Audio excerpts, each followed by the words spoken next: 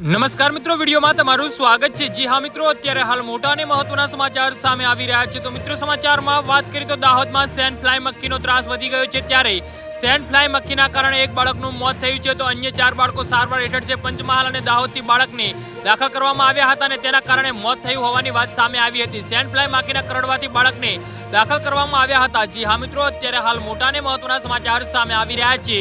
તો મિત્રો, સમાચારમાં વધુ વિગતવાર વાત કરીએ તો વડોદરાની એસએસજી હોસ્પિટલમાં બાળકને સારવાર હેઠળ દાખલ કરવામાં આવ્યું હતું અને બાળકનું સારવાર દરમિયાન મોત થયું છે। તો પંચમહાલ અને દાહોદ જિલ્લામાં આ માખીનો ત્રાસ વધારે જોવા મળ્યો છે। માટીના ઘરોમાં આ પ્રકારના સન ફ્લાય જન્મ લે છે અને તે 8 વર્ષને નાના બાળકોને હોય અને જલ્દીથી અસર કરે છે। બાળકને આ માખી કરડે એટલે તાવ, ઝાડા, ઉલટી થાય છે। ઘણીવાર આવા કિસ્સાઓમાં બાળકને સારવાર મળે તે પહેલા જ પણ મોત થતા હોય છે। જી હા મિત્રો, અત્યારે હાલ મોટા અને મહત્વના સમાચાર સામે આવી રહ્યા છે। સેન્ડ ફ્લાયની ઉત્પત્તિ માટે ભેજવાળું વાતાવરણ જરૂરી છે, તો તે આપણે જાણ્યું છે કે તેની ઉત્પત્તિ માટે ગીચ જાળીવાળો વિસ્તાર હોવો જરૂરી છે। નર અને માદા માખી ગીચ જાળીમાં વિકસે છે અને સેન્ડ ફ્લાય સવાર સાંજ સક્રિય રહી શકે છે।